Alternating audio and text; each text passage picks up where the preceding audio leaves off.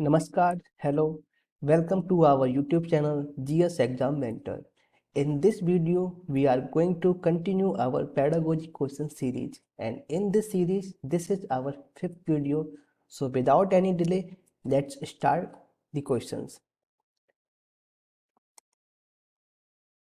First question है, वह कौन सा कथन है जहां बच्चे के संज्ञानात्मक विकास को सबसे बेहतर तरीके से परिभाषित किया जा सकता है। क्वेश्चन में ध्यान देने वाली बात है संज्ञानात्मक विकास। अब ऑप्शन की बात कर लेते हैं। पहला ऑप्शन है विद्यालय एवं कक्षा पर्यावरण, दूसरा ऑप्शन है खेल का मैदान, तीसरा ऑप्शन है सभागार और चौथा ऑप्शन है घर। तो अगर हम चारों ऑप्शन को देखें तो एक बच्चे में संज्ञानात्मक विकास को लेकर के ये सभी ऑप्शन सही हैं, लेकिन एक ऐसा ऑप्शन हमें चुनना है जो कि सबसे ज़्यादा सुटेबल हो और जिसका एस्पेक्ट सबसे ज़्यादा हो। तो यहाँ पर पहला ऑप्शन बिल्कुल सही है, विद्यालय एवं कक्षा पर्यावरण। अब बाकी ऑप्शन को हम देख लेते हैं। अगर हम घर की बात करें तो घर एक प्राइमरी सोशल एजेंसी है। घर में बच्चे को इमोशनल सपोर्ट ज़्यादा मिलता है, लेकिन विद्यालय की अपेक्षा यहाँ पर जो सहयोग की भावना होती है, जो कुछ नया सीखने की भावना होती है, वो कम होती है, क्योंकि विद्यालय का जो मेन मोटिव होता है वो बच्चों को लर्निंग में प्रेरित करने के लिए होता है। दूसरा ऑप्शन की बात हम करें तो ये है सभागार। सभागार की अगर हम बात करें तो यहाँ पर बच्चे बात कर सकते हैं, वार्तालाप कर सकते हैं, अपने अपने जो आइडियाज़ हैं उनको रख सकते हैं, लेकिन यहाँ पर बाकी चीज़ें रह जाती हैं, जैसे कि फिजिकल डेवलपमेंट वो रह जाता है। खेल का मैदान, खेल के मैदान की बात करें तो यहाँ पर जो बच्चों में सहयोग की भावना विकसित होती है, उसका फिजिकल डेवलपमेंट होता है। लेकिन कहीं ना कहीं जो लर्निंग जो क्लासरूम में होती है, जो विद्यालय में लर्निंग होती है, वो यहाँ पर कम रह जाती है, क्योंकि विद्यालय में वैरायटी ज़्यादा होती है, वैरायटी ऑफ एक्सपीरियंसेस ज़्यादा होते हैं।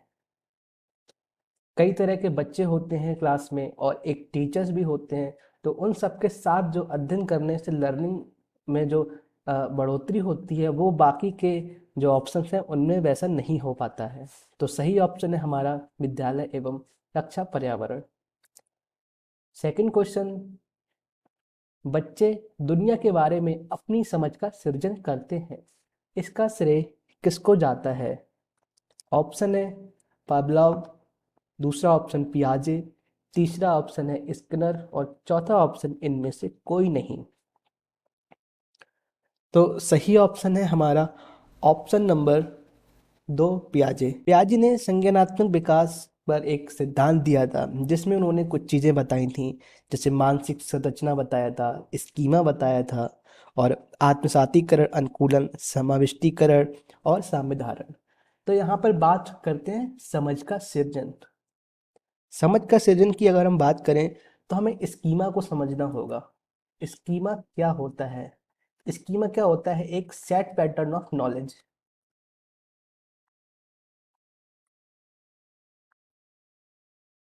सेट पैटर्न ऑफ नॉलेज का मतलब है कि जो नॉलेज है उनका एक पैटर्न बन गया है हमारे दिमाग में, एक संरचना बन गई है, जो कि समय के साथ साथ, समय और कंडीशंस के साथ साथ बदलती रहती है। और क्वेश्चन में दिया गया है कि समझ का सृजन। तो जो बच्चे होते हैं वो समझ को, जो हमारे नॉलेज होती है, ज्ञान होती है, उसको निर्मित करते हैं। तो ये चीज़ कही थी पियाजे ने। तो इसका सही ऑप्शन है ऑप्शन नंबर 2 पियाजे। तीसरा क्वेश्चन देखते हैं, शिक्षा के क्षेत्र में पाठ्यचर्या शब्दावली किसकी ओर संकेत करती है? पहला ऑप्शन है विद्यालय का संपूर्ण कार्यक्रम, जिसमें विद्यार्थी प्रतिदिन अनुभव प्राप्त करते हैं।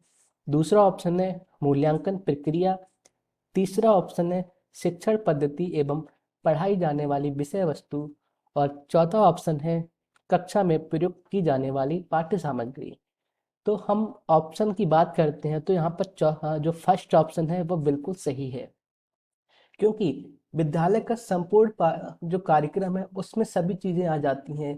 टीएलएम आ जाता है और शिक्षण पद्धतियाँ आ जाती हैं, मूल्यांकन प्रक्रिया आ जाती हैं और जो भी ज़रूरी चीज़ें होती हैं कि एक कक्षा को कैसे चलाया जाए और जो लर्निंग एनवायरनमेंट है उसको कैसे मेंटेन रखा जाए और जो स्कूल की अ, भागीदारी है लर्निंग में वो कैसी रहे, तो इन सब को देखते हुए हमारा फर्स्ट ऑप्शन सही है। बाकी के ऑप्शन सही क्यों नहीं है? क्योंकि अगर हम मूल्यांकन प्रक्रिया की बात करें तो हम केवल एक मूल्यांकन कर रहे हैं कि बच्चे ने कितना सीखा, हम यहाँ पर ये बात कर रहे हैं। यहाँ पर मूल्यांकन में ऐसा कुछ भी नहीं होता है कि जो उसके लर्निंग को बढ़ाए, वो केवल एक मूल्यांकन कर दिया जाता है कि उसने कितना सीखा है, क्या सीखा है। तीसरे ऑप्शन की बात करते हैं, शिक्षण पद्धति एवं पढ़ाई जाने वाली विषय वस्तु। और चौथा ऑप्शन है कक्षा में प्रयुक्त की जाने वाली पाठ्य सामग्री। तो ये जो ऑप्शन है वो शिक्षण पद्धति और टीएलएम टीचिंग लर्निंग मटेरियल से संबंधित है। तो ये दोनों चीज़ें और मूल्यांकन प्रक्रिया, इन तीनों को अगर समग्र रूप से लें तो पहले ऑप्शन में जो संपूर्ण कार्यक्रम होता है विद्यालय का, इसमें सही बैठते हैं। तो हमारा पहला ऑप्शन बिल्कुल सही है। नेक्स्ट क्वेश्चन है, निम्न में किसने कहा कि शिशु अपने एवं अपने संसार के बारे में अधिकांश बातें खेल खेल के माध्यम से सीखता है? इसका सही ऑप्शन है option number 4, string. Next question है, विकास कभी ना समाप्त होने वाली प्रक्रिया है, यह विचार किससे संबंधित है? ऑप्शन देखते हैं। पहला ऑप्शन है निरंतरता का सिद्धांत, अगला ऑप्शन है अंतः संबंध का सिद्धांत, थर्ड ऑप्शन है अंतःक्रिया का सिद्धांत और फोर्थ ऑप्शन है एकीकरण का सिद्धांत। तो यहाँ पर पहला ऑप्शन बिल्कुल सही है, निरंतरता का सिद्धांत, प्रिंसिपल ऑफ कंटिन्यूटी। विकास एक ऐसी प्रक्रिया है जो बच्चे के जन्म से और जन्म लेने से पूर्व से लेकर मृत्यु पर्यंत तक चलती रहती है। नेक्स्ट क्वेश्चन, निम्नलिखित में किस अवस्था में बच्चे अपने समवयस्क समूह के सक्रिय सदस्य हो जाते हैं? ऑप्शन देख लेते हैं। पहला ऑप्शन है प्रौढ़ावस्था, सेकंड ऑप्शन किशोरावस्था, थर्ड ऑप्शन बाल्यावस्था एंड फोर्थ ऑप्शन पूर्व बाल्यावस्था। तो सही ऑप्शन है वो है हमारा ऑप्शन नंबर 2, किशोरावस्था। किशोरावस्था में बच्चे समूह बना लेते हैं। समूह जैसे कि उनके एक दोस्तों का समूह होता है और स्कूल में दोस्तों का समूह अलग होता है, मोहल्ले में उनके दोस्तों का समूह अलग होता है, अगर वो कहीं कोचिंग जाते हैं तो वहाँ पर भी उनका समूह बन जाता है। तो इस तरह से बच्चे किसी न किसी समूह के सक्रिय सदस्य बन जाते हैं। अगर हम बाकी और अवस्थाओं की बात करें तो पहली जो अवस्था होती है वो है जन्म पूर्व अवस्था, दूसरी अवस्था होती है शैशवावस्था, थर्ड अवस्था बाल्यावस्था,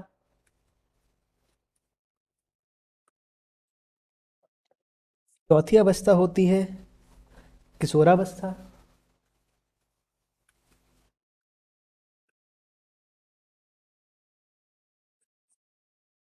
अगली अवस्था है युवावस्था,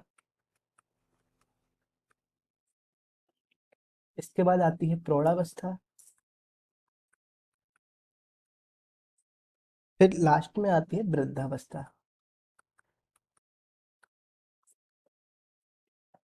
अब इनका समय काल देख लेते हैं। जो जन्मपूर्व अवस्था होती है वो लगभग 40 सप्ताह तक चलती है और शैशवावस्था 0 से 2 वर्ष तक चलती है, बाल्यावस्था 2 से 12 वर्ष तक रहती है, किशोरावस्था का जो समय काल होता है वो होता है 12 से 18 तक। अब यहाँ पे बीच में एक संधि काल भी होता है, बाल्यावस्था और किशोरावस्था के बीच में संधि काल होता है कि बच्चा बाल्यावस्था से किशोरावस्था में प्रवेश करता है, तो वो लगभग 10 से 12 वर्ष की उम्र रहती है। अगली बात करते हैं युवावस्था की। युवावस्था 18 से 35 वर्ष तक मानी जाती है और प्रौढ़ावस्था का समय काल होता है 36 से लेकर 65 वर्ष और वृद्धावस्था 65 से लेकर मृत्यु तक। नेक्स्ट क्वेश्चन देखते हैं, बच्चों के बौद्धिक विकास की 4 विशिष्ट अवस्थाओं की पहचान की गई है। ऑप्शन देख लेते हैं। एरिक्सन द्वारा, पियाजे द्वारा, स्किनर द्वारा, इनमें से कोई नहीं। तो हमारा सही ऑप्शन है वो है ऑप्शन नंबर 4, पियाजे। पियाजे ने विकास की 4 अवस्थाएं बताई थीं, जिसमें पहली अवस्था है सेंसरी मोटर स्टेज।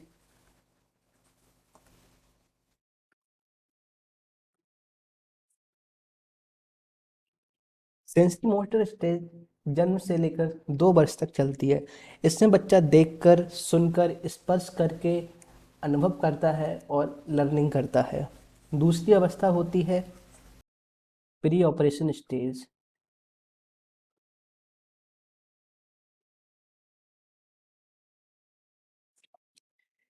ये अवस्था 2 वर्ष से लेकर 7 वर्ष तक चलती है। अगर हम इस अवस्था की बात करें तो इसको भी 2 भागों में बांटा है। पहला पूर्व प्रत्यात्मक अवस्था और जो दूसरी होती है वो अंतःप्रत इंटेटिव स्टेज होती है। तीसरी स्टेज की बात करें तो तीसरी स्टेज होती है concrete operational stage.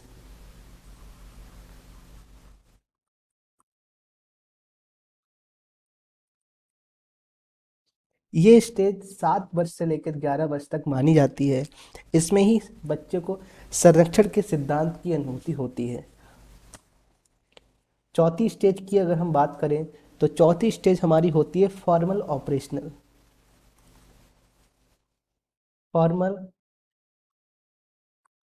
Operational stage. ये अवस्था 11 से लेकर 15 वर्ष तक चलती है। इस स्टेज में बच्चे को अब्स्ट्रैक्ट थिंकिंग की अनुभूति होती है और वो तार्किक चिंतन एवं अमूर्त चिंतन करने लगता है। नेक्स्ट क्वेश्चन, वह स्तर जिसमें बच्चा किसी वस्तु एवं घटना के बारे में तार्किक रूप से सोचना शुरू करता है। इसका सही ऑप्शन है ऑप्शन नंबर 2, मूर्त क्रियात्मक अवस्था। अगले क्वेश्चन की बात करते हैं, विद्यार्थियों को विद्यालय में खेलना क्यों उचित है। पहला ऑप्शन देखते हैं, यह शिक्षकों के लिए काम आसान करेगा। दूसरा ऑप्शन, यह सहयोग एवं शारीरिक संतुलन का विकास करेगा। तीसरा ऑप्शन है, यह समय बिताने में सहायक होगा। और चौथा ऑप्शन है, यह उन्हें शारीरिक रूप से सशक्त बनाएगा। तो अब पहले अगर हम ऑप्शन की बात करें तो शिक्षकों के लिए काम आसान करेगा। शिक्षकों के लिए काम क्यों आसान करेगा? शिक्षकों का तो काम ही होता है कि एक बच्चे को सहायता करें उसकी लर्निंग में। तो पहला ऑप्शन यहाँ पर गलत होता है। दूसरा ऑप्शन, यह सहयोग एवं शारीरिक संतुलन का विकास करेगा, ये ऑप्शन सही है। तीसरे ऑप्शन की बात करें, यह समय बिताने में सहायक होगा। ये समय बिताने में सहायक तो होगा, ये बात सच है, लेकिन हम बात बच्चे के विकास की कर रहे हैं। तो जो सही ऑप्शन है वो दूसरा रहेगा, तो ये ऑप्शन गलत होता है। चौथा ऑप्शन है कि यह उन्हें शारीरिक रूप से सशक्त बनाएगा। बात बिल्कुल सही है, खेल होते हैं बच्चों को शारीरिक रूप से सशक्त बनाते हैं, लेकिन जो प्लेग्राउंड में खेल खेले जाते हैं उन्हीं खेल की बात की जाती है। तो ये ऑप्शन गलत होता है। तो हमारा सही ऑप्शन होता है ऑप्शन नंबर 2, यह सहयोग एवं शारीरिक संतुलन का विकास करेगा। अगला क्वेश्चन देखते हैं, विशेष रूप से प्राथमिक स्तर पर विद्यार्थियों की सीखने संबंधी समस्याओं को संबोधित करने का सबसे बेहतर तरीका है। पहला ऑप्शन, महंगी और चमकदार सहायक सामग्री का प्रयोग करना। दूसरा ऑप्शन है सरल और रोचक पाठ्य पुस्तकों का प्रयोग करना। तीसरा ऑप्शन है कहानी कथन पद्धति का प्रयोग करना। चौथा ऑप्शन है क्षमता के अनुरूप विभिन्न शिक्षण पद्धतियों का प्रयोग करना। तो यहाँ पर सही ऑप्शन है वो है ऑप्शन नंबर 4। बाकी अगर हम ऑप्शन देखें तो पहला ऑप्शन अगर हम लेते हैं, महंगी और चमकदार सहायक सामग्री का प्रयोग करना, ये ऑप्शन सही इसलिए नहीं है क्योंकि ज़रूरी नहीं है कि केवल महंगी और चमकदार वस्तुएं ही लर्निंग को आगे बढ़ाएं। तो ये ऑप्शन भी गलत है। दूसरा ऑप्शन, सरल और रोचक पाठ्य पुस्तकों का प्रयोग करना, ये ऑप्शन सही है कि सरल और रोचक पाठ्य पुस्तकों का प्रयोग करना, लेकिन यहाँ जो ऑप्शन दिया है क्षमता के अनुरूप विभिन्न शिक्षण पद्धतियों का प्रयोग करना, ये ऑप्शन नंबर 2 से ज़्यादा बेस्ट है, तो ये भी ऑप्शन गलत है।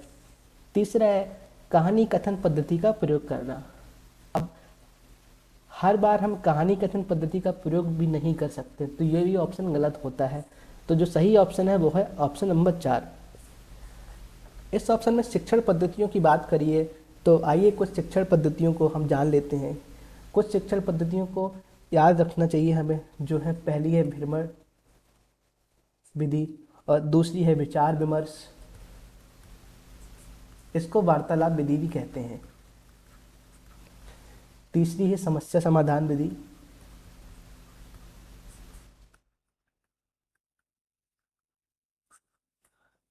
चौथी विधि की बात करें तो ये हो जाती है प्रयोजन विधि। प्रयोजन विधि की अगर हम बात करेंगे तो किलपैट्रिक का इसमें अच्छा खासा योगदान रहा है। अगली विधि की बात करते हैं तो ये आती है खेल विधि। ये विधियाँ इंपॉर्टेंट हैं और इनको याद रखना चाहिए ताकि क्वेश्चन अगर आ जाए तो हम सॉल्व कर सकें। Thank you.